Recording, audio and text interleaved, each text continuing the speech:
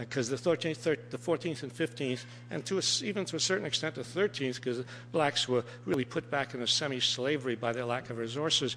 But the 14th and 15th Amendments was simply unenforced. Not only were they unenforced, but the 14th Amendment presumably passed to assure equality for black people. The 14th Amendment became a tool for corporations to protect corporations against governmental regulation. And so the laws, institutions are not critical. As I say, it's better to, if you can set up better institutions, if you put better laws in, fine, but that is never enough, because it takes citizen action. I mean, when we've had changes, important social changes take place in this country, it hasn't come as a result of changes in institutions, certainly not changes in who is elected, and no, it's come through the growth of social movements. And that was true of winning a degree of freedom for ex-slaves, and it's true of winning rights of workers, and true, in recent years, whatever rights have been won by women or by disabled people or by black people, they have not come simply through the change in institutions, although that may accompany the social movements, that may come out of the social movements, but basically it's citizen action and organization and willing to take risks on behalf of important values. Those have been crucial. My name's Ian Finlayson. I would think it would be exceptional to think that this problem was a uniquely American problem, and that over the course of history we've had numerous societies assume that they were exceptional.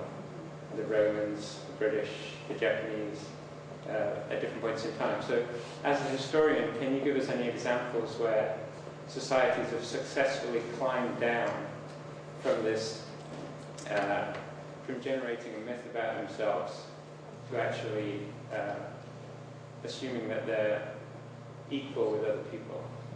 Are there any success stories? Historical examples of where nations have sort of divested themselves of this exceptionalism and accepted the idea of equality with other people. Only of this when they were forced to. That is, the British Empire was dismantled, but not, not out of the, sheer generosity, but it was forced to dismantle, no, I don't know of any government which has claimed an exceptional position for itself, which has given up that in deference to human rights. But governments and empires in the past have fallen and have been forced to retrench, as the Belgians and Africa and the British and the French and Asian, but only when compelled to by resistance.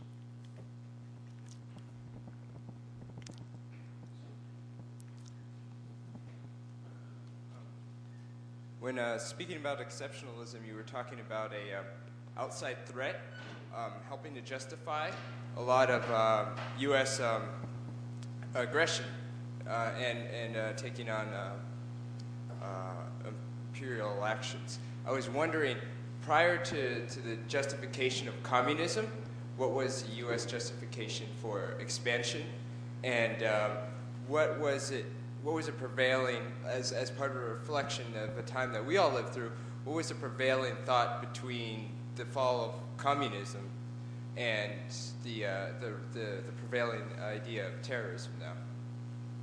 Oh, so two questions, I guess, and but I mean, what did we do before?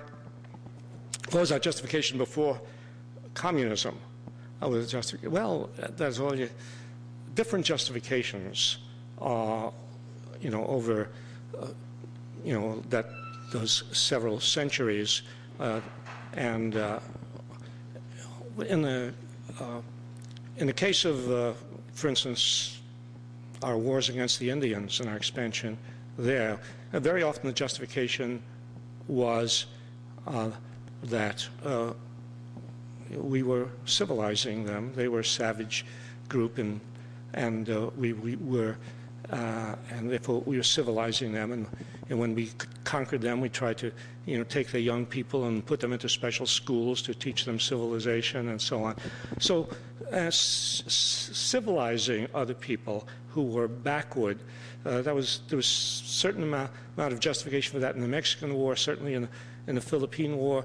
And as I pointed out, in Cuba, the justification was liberating the Cubans.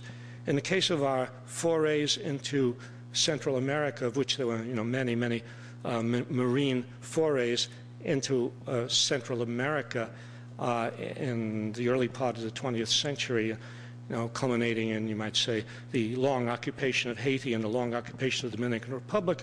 The justification was that there was disorder, and we were bringing order to these countries. And, in the case of, for instance, of Theodore Roosevelt, who developed something called the Roosevelt Corollary, the justification was corollary to the Monroe Doctrine. Justification was, well,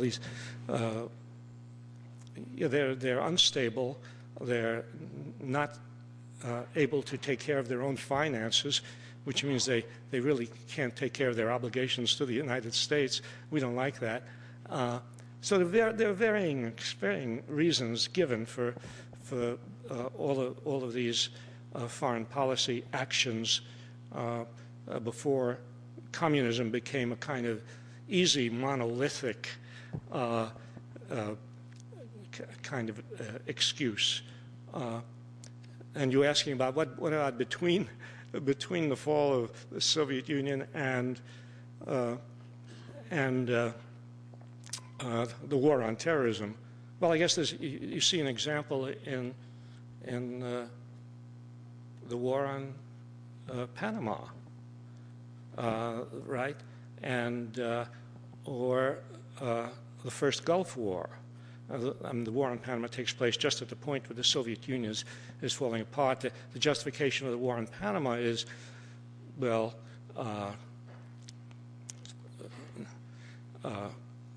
Noriega, a bad man. He no longer likes us. He did at one time. He worked for us. Doesn't want to work for us anymore. And furthermore, he's involved in the drug trade. And we want to get him, and we want to do something about the drug trade. Well, if you know what's happening with the drug trade today, you'll be dubious about that. By the way, if you want to read something more interesting than the kinds of things I tell you about history and about Panama, read John le Carré's novel, The Tailor of Panama. And in John le Carré's novel, The Tailor of Panama, he has a small section which he deals with the American invasion of Panama and the mayhem that we created in Panama. But then, of course, the first Gulf War took place between the collapse of the Soviet Union and the war on terrorism. And what was the reason there? Well, the reason there, the justification given for that was that Iraq had invaded Kuwait, which is certainly true and certainly not justifiable. But there's an interesting leap that takes place in thinking about war. It's a leap from a just cause to a just war. There's a cause may be just, and that is sort of keeping Kuwait out of Saddam Hussein's hands is a just cause. But then you're making a jump if you immediately rush from that to the idea, therefore, war is required. just as in Korea, we